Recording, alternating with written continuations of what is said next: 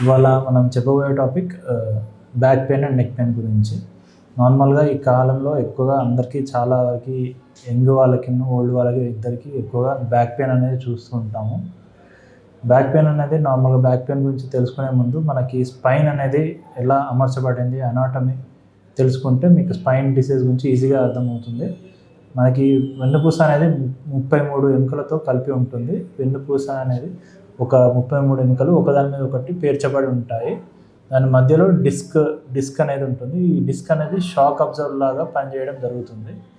ఎప్పుడైనా మనకి డాక్టర్కి వెళ్ళినప్పుడు మనకి 3 పదాలు వింటూ ఉంటాము. ఒకటి డిస్క్ ప్రొలాప్స్, ఒకటి స్పాండైలోసిస్, ఇంకోటి స్పాండైలోలిస్థెసిస్. ఈ 3 పదాలు అనేది తరచుగా వింటూ ఉంటాము. ఈ డిస్క్ ప్రొలాప్స్ అంటే ఈ డిస్క్ అనేది వెన్నుపూస మధ్యలో ఉన్న డిస్క్ అనేది పక్కకి జారి డిస్క్ ప్రొలాప్స్ అయ్యి మనకి సైడ్ నుంచి వెళ్ళే నరాల మీద ఒత్తిడి పడడం, దీన్నే సియాటికా కూడా అంటాము.